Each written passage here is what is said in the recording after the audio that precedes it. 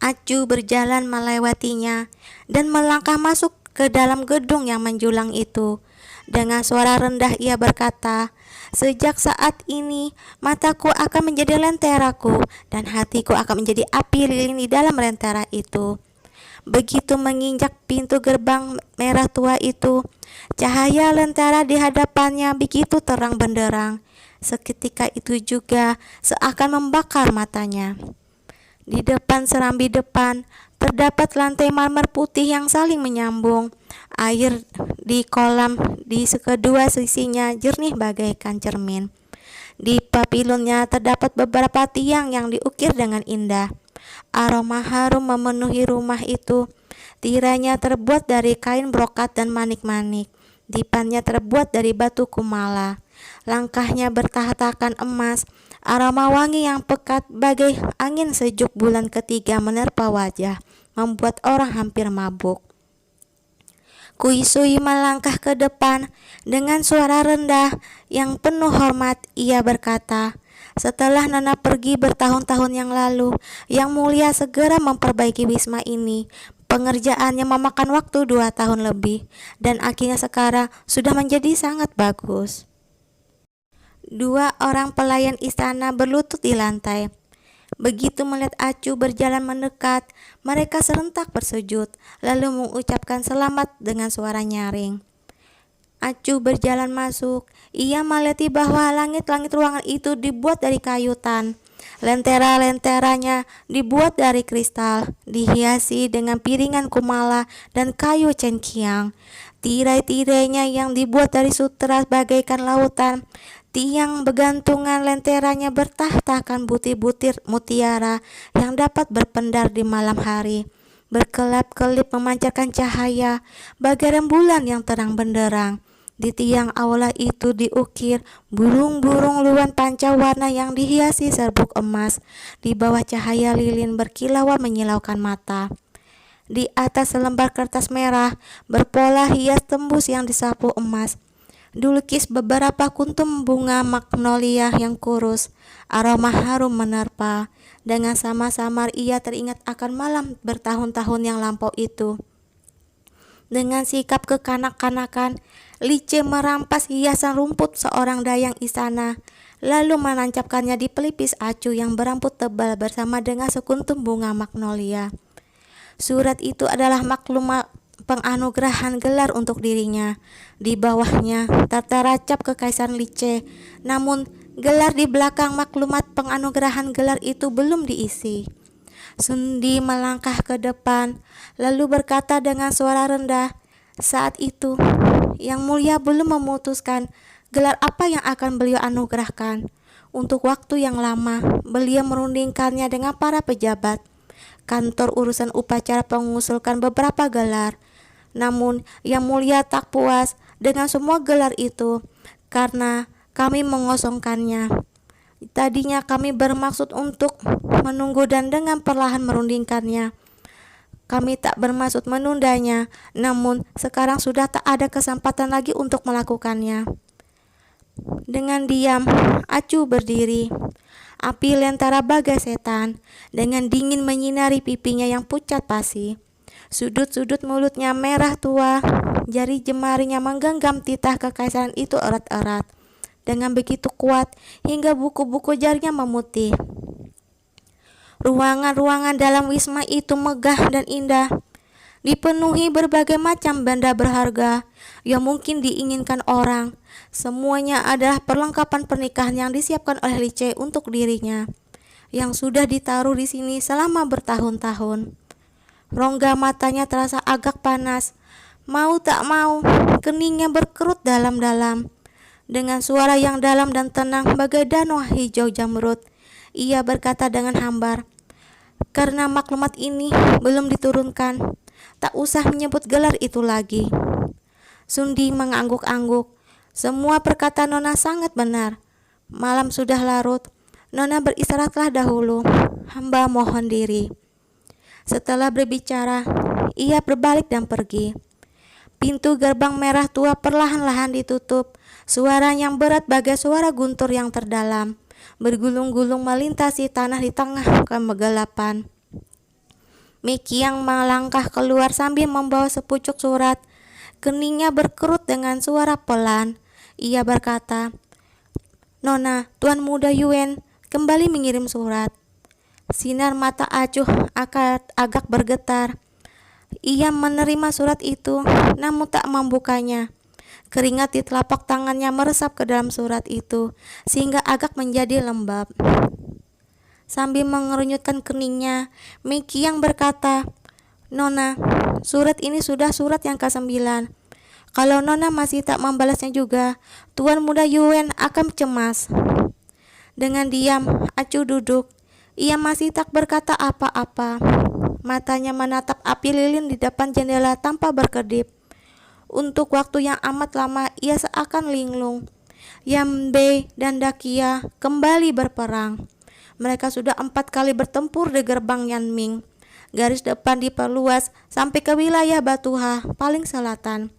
Zhao yang bekerja keras dengan keluarga Liknanmu dan pangeran kecil Jinghan, mereka sepenuhnya menguasai pasukan di Kinan dan berhadapan dengan pasukan utara Cao Ce dan Yuan Yu yang kuat di panggung Peng Huang. Bahaya mengancam di segala penjuru, setiap saat dapat meledak. Kaisar sudah lama sakit dan sudah setahun tak menghadiri rapat istana. Wei Guang mengaku sedang sakit dan juga tak mengurus urusan negara. Tak ada yang tahu apa yang sedang direncanakan si rubah tua itu. Situasi di Dakia bagai air yang direbus di dalam panci. Begitu kayu bakar atau arang ditambah, air itu akan segera mendidih. Di saat ini, tak seorang pun dapat bersikap lalai atau bertindak dengan gegabah sedikit pun. Hal ini dipahami oleh Acuh. Bagaimana dia bisa memahaminya juga? Mikiang tak dapat menahan diri untuk tak bertanya, "Nona, sebenarnya apa yang sedang kita lakukan sekarang?" Pandangan mata Acuh dengan perlahan beralih ke arahnya. Wajahnya sedingin bunga es. Dengan diam ia menunduk, lalu dengan perlahan berkata dengan suara berat, "Menunggu." Keesokan harinya, Kaisar baru naik tahta. Di aula utama Guoci, di singgasana naga yang amat besar dan megah, seorang anak kecil duduk dengan tegak. Di belakang tirai yang ditarik ke atas, duduk 2 orang wanita yang mengenakan pakaian berwarna gelap yang indah. Mereka adalah Ibu Suri Yuan dan Ibu Kaisar dan selir besar Jan. Di aula utama yang amat luas itu, Zhan Ziyu diangkat menjadi guru dan pangeran wali Kaisar. Dengan tenang ia duduk di atas aula itu. Di pakaian istananya yang berwarna hitam legam, disulam 6 ekor naga melingkar yang mengagumkan. Topinya tinggi menjulang, sudut-sudut bibirnya mengulum seulas senyum hambar yang tenang. Bagai rembulan dingin yang menyinari air, tak terkejut terkena gelombang besar. Posisi permaisuri di istana belakang Lice sudah bertahun-tahun kosong. Dirinya pun tak punya saudara lelaki atau perempuan. Dan sekarang tiba-tiba meninggal dunia. Ibu Suri juga sudah tiada. Untuk sesaat, para menteri besar di istana hanya dapat mengangkat putra mahkota Li Qiuyi menjadi kaisar sesuai dengan surat wasiat Lice. Akan tetapi, ibu putra tertua Lice itu, Nyonya Yuan, hanya seorang wanita pencuci pakaian yang tak mempunyai kedudukan di istana dan tak punya kemampuan untuk menjadi ibu suri wali kaisar yang memerintah dari balik tirai. Oleh karenanya, selir yang berkedudukan paling tinggi di istana belakang, yaitu selir Ming, pun menjadi ibu angkat kaisar dan akan membantunya memerintah. Kaisar baru berusia 6 tahun. Ibu suri dan selir besar duduk di belakang tirai. Kekuasaan kekaisaran tentu akan beralih ke pihak lain. Akan tetapi, walaupun Nyonya Yuan masuk dalam istana di masa kecil setelah harta keluarganya disita, ia masih berasal dari kalangan pelayan istana. Ia sama sekali tak memiliki keluarga. Oleh karenanya, dalam sekejap mata, kekuasaan kekaisaran Biantang jatuh ke tangan kakak beradik keluarga Yahjan yang diusir keluar dari Biantang itu. Badai di istana bergolak, bagai air yang diam-diam bergolak. Di bawahnya permukaan danau yang membeku. Mata pedangnya yang tajam sama sekali tak terlihat. namun memancar dengan keras bagai gelombang yang dengan napasnya dapat membunuh orang tanpa terlihat.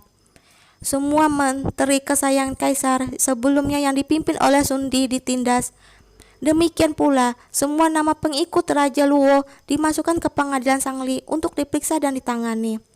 Semua gadis pelayan istana yang dahulu berada di sisi Lice dipenggal, sedangkan semua gadis penari dan penyanyi serta selir yang kedudukannya berada di bawah selir kekaisaran diusir keluar dari istana, lalu dikirim ke kuil Anhua di Gunung Po untuk menjadi biarawati. Kebijakan baru kaisar baru muncul secepat dan sekuat kilat, bagai angin musim gugur yang menyapu segalanya di istana Biantang. Pedang yang sedingin es tergantung di atas seluruh datang. Semua suara tak setuju ditendas tanpa ampun. Dan di tengah suasana politik bertekanan tinggi seperti ini, para menteri tua yang sebelumnya masih bimbang satu persatu menyeberang ke pihak sebelah.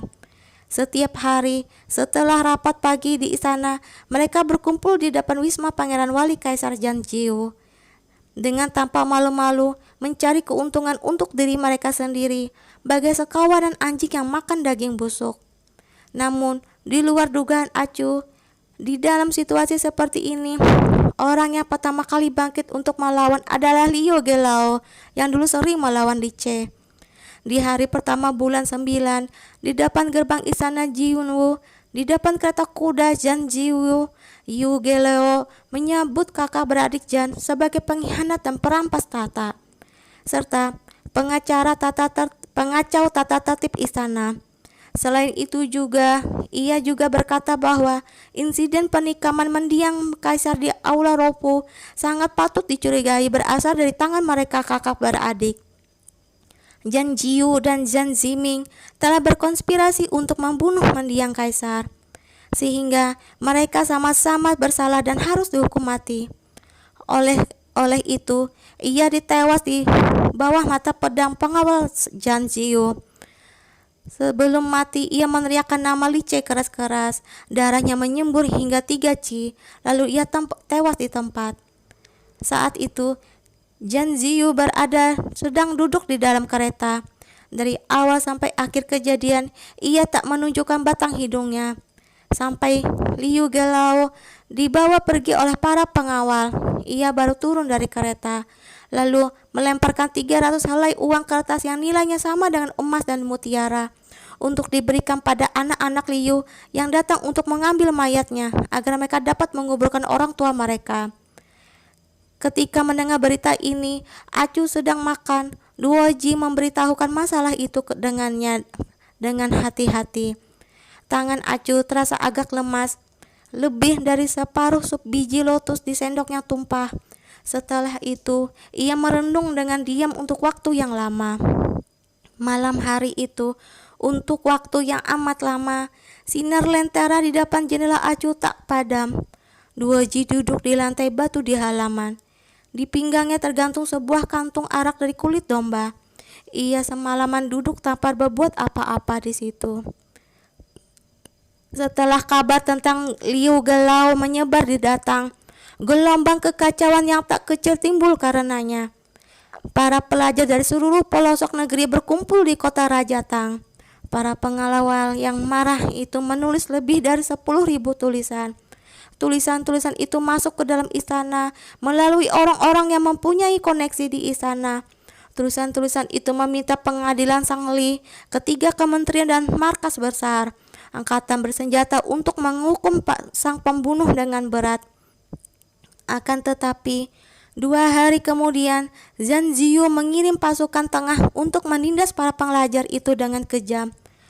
Untuk sesaat penjara pengadilan Sangli penuh sesak dengan orang dan dipenuhi suara-suara kemarahan. Hakim di pengadilan Sangli pergi bertanya pada Zhan Ziyu dengan wajah cemas. Namun, Pangeran Wali Kaisar muda usia yang memakai topi tinggi itu dengan hambar melontarkan sebuah ucapan. Bukankah di lereng Huangquan di luar kota masih ada tempat kosong?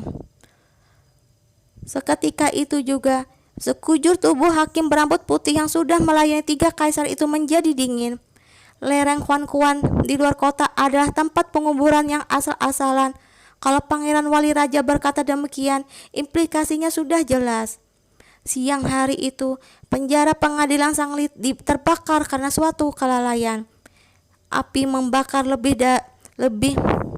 dari separuh sel di penjara itu. Lebih dari separuh tawanan di dalamnya tewas. Mayat-mayat para pemuda dilemparkan dengan sembarangan di lereng Huangkuan.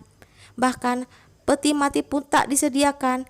Mayat mereka nampak dengan jelas di bawah sinar matahari siang dan menjadi santapan tengah malam binatang buas. Namun pengadilan Sangli mengerahkan 2 orang sipir yang melalaikan tugas karena mabuk. Di hari ke-27 bulan 9, angin kencang bertiup, musim gugur akan segera berakhir. Rapat pagi di istana hari ini agak lain di hari-hari biasa. Rapat itu seluruhnya dipimpin oleh Pangeran Wali Kaisar Zhan Ziyu. Di belakang tirai pun hanya ada Zhan Ziming seorang diri. Menurut tabib istana, Kaisar masuk angin sehingga hari ini tak dapat menghadiri rapat. Ibu Suri pun sedang mengurus Kaisar. Oleh karenanya, rapat hari ini seluruhnya dipimpin oleh selir besar. Tanpa menunggu reaksi para menteri, para pengirim mengusung sebuah singgasana yang megah dari belakang aula. Di singgasana itu terukis 9 ekor naga berwarna kuning terang. Dengan sekilas pandang, nampak bahwa singgasana itu persis seperti singgasana kaisar yang dihiasi ukiran naga melingkar. Seorang pengiring yang membawa titah kaisar maju depan dan memuji-muji Zhan Ziyu, lalu membacakan titah kaisar itu. Titah itu menyatakan bahwa singgasana itu dibuat atas perintah kaisar sendiri. Ia merasa iba pada Zhan Ziyu yang sakit-sakitan, karena setelah ini ia dapat duduk di atasnya saat rapat di istana. Selain itu, ia juga menghadiahkan istana Lingqiao pada Pangeran Wali Kaisar agar ia tak usah bersusah payah mondar-mandir setiap hari. Zhan Ziyu menolak, namun akhirnya karena dihimbau oleh semua orang, dengan tak berdaya ia mendudukinya. Semua menteri pun menyembah di bawahnya. Ketika melihat ke atas, mereka merasa bahwa singgasana itu hampir sama tingginya dengan singgasana kaisar. Sinar keemasan yang dipancarkannya amat menusuk mata. Malam hari itu, setelah Acu meletakkan surat panggilan interogasi, ia menghembuskan napas dengan keras, lalu berkata pada Tiyu, "Kembali ke istana dan awasi kaisar, waktunya sudah amat dekat." Di suatu malam 3 hari kemudian, sebuah suara ribut yang amat keras mendadak muncul dari istana Jinwu. Semua orang, baik yang masih terjaga maupun yang sudah tidur nyenyak, terkejut. Para pejabat istana dan rakyat biasa berbondong-bondong lari keluar dari rumah mereka, lalu berdiri di halaman rumah masing-masing. Mereka menengadah dan melihat ke arah suara itu berasal. Mereka melihat bahwa istana Jinwu bermandikan cahaya. Bayang-bayang merah memenuhi segala penjuru, seakan istana itu sedang terbakar dengan hebat. Selain itu, suara pembantaian terdengar tanpa henti, melengking masuk telinga sampai berbagai tangisan setan. Seketika itu juga, semua orang begitu terkejut hingga wajah mereka pucat pasi. Para lelaki yang kecil hati cepat-cepat masuk ke dalam rumah sambil memeluk istri mereka, lalu menutup rapat-rapat pintu dan jendela. Mereka amat takut akan ikut menjadi korban tanpa tahu apa yang sebenarnya terjadi. Hanya ada beberapa pejabat tinggi yang dengan terkejut memandang ke gerbang istana, lalu saling berkata sambil bergumam, "Mungkin ada perubahan besar lagi." Tengah malam, gerbang istana diserang hingga terbuka. Jubah Lu Yunqi bersimbah darah. Sambil menggenggam pedang, ia menerjang keluar dengan diikuti oleh 3.000 prajurit pasukan serigala yang gagah berani. Dengan suara hebat, ia berkata dengan Acu yang berada di depan gerbang Tai'an, "Nona, kami sudah menyerang istana Lingqiao." Di bawah tirai malam yang gelap gulita, Acu mengenakan jubah hitam legam. Di atas jubah itu disulam kuas emas dan burung luan hijau. Wajahnya bagai batu kumala putih, cantik dan bijaksana. Di belakangnya nampak kawalan prajurit pasukan Qiuli yang padat dan gelap. Wajah Hikiau tenang. Ia duduk dengan tegak di atas kuda, dengan ketat pengawal di sisi Acu. Panji-panji awan merah berlatar belakang putih diangkat di atas kepala semua orang. Malam gelap dan angin kencang, awan mendung menyelimuti langit. Tiada bulan maupun bintang. Obor merah darah bersinar di wajah Acu, bagai pedang yang tajam. Nampaknya sama sekali tak punya belas kasihan. "Masuk istana!" Sebuah suara yang hambar dan dengan dingin terdengar, bagai pisau yang sedang diasah, dengan tajam menusuk gendang telinga semua orang.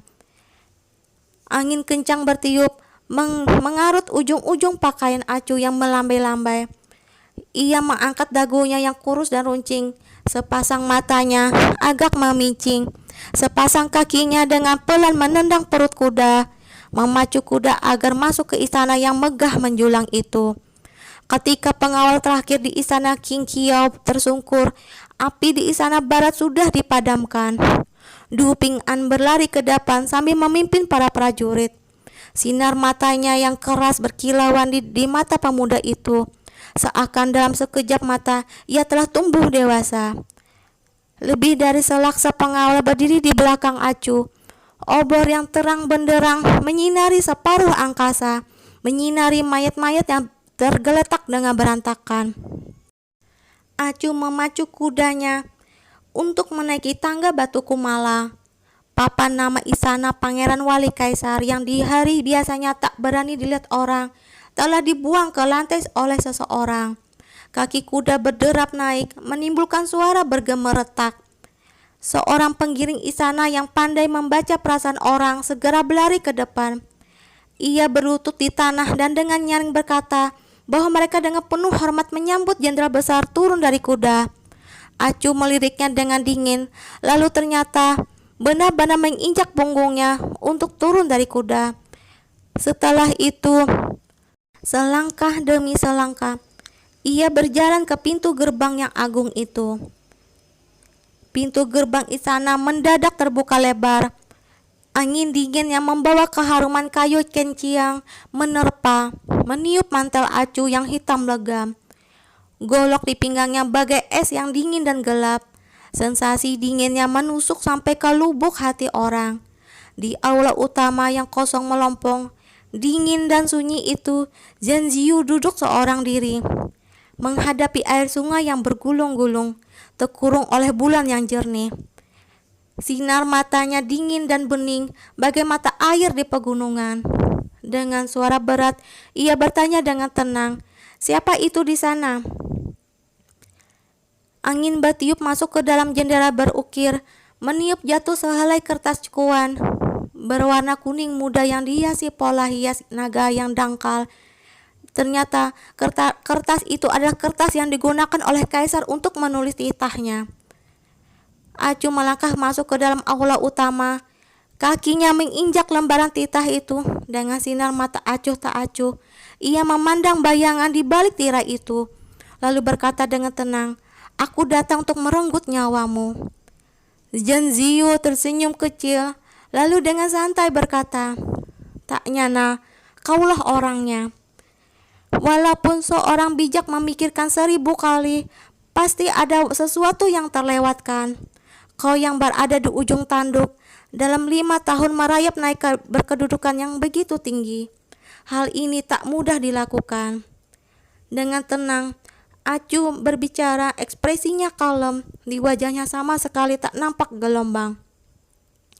Zhen Ziyu berkata sambil tersenyum, "Apakah kau mengucapkan perkataan ini untuk menghiburku? Tak jelek mendapatkan pujian jenderal pasukan Qiuli yang termasyhur di kolong langit ini, termasuk hal yang tak mudah dilakukan." Acu berkata dengan hambar, "Apakah kau masih punya keinginan yang belum terlaksana?" Perasaan putus asa tiba-tiba muncul di wajah Zhen Ziyu. Ia mengerenyutkan keningnya, lalu seperti dengan sangat tak rela ia berkata, "Aku belum dapat menaiki kereta yang ditarik 8 ekor kuda. Selamanya hatiku tak puas." Mendengar perkataannya, Acu tertegun. Mau tak mau ia teringat bagaimana dirinya dan Zhang Ziyu bergurau mengenai hal itu bertahun-tahun yang lalu. Saat itu mereka berdua mengobrol. Zhang Ziyu berkata bahwa dalam kehidupan ini ia tak akan dapat menunggang kuda lagi. Untuk mengkoreksi perkataannya, Acu bergurau bahwa ia dapat memelihara 8 ekor kuda yang luar biasa bagus untuk menarik keretanya. Saat itu, Zhang Ziyu tertawa dan berkata bahwa Acu berbicara dengan ngawur. Hanya kaisar yang dapat menaiki kereta kuda yang ditarik 8 ekor kuda. Kalau dirinya duduk di dalamnya, bukankah ia hendak memberontak? Bagai air yang mengalir dalam sekejap mata, semua bagai bayangan bulan di cermin, tak bisa kembali ke masa lalu lagi. Jenderal Chu, kenapa keluarga Li bisa menguasai negeri ini dan aku tak bisa melakukannya? Seluruh negeri ini bukankah pada mulanya direbut oleh keluarga Li dari tangan dinasti sebelumnya? Mengapa mereka adalah penguasa sah negeri ini, sedangkan aku adalah pengkhianat dan perampas tahta? Di wajah Zhang Ziyu sekarang dampak ekspresi angkuh yang samar-samar. Ia menengadah menatap atap yang amat tinggi. Dengan wajah yang penuh ambisi, ia berkata dengan hambar, "Lagi pula, keluarga Li berhutang padaku. Kalau aku mengambil kembali, apa salahnya?"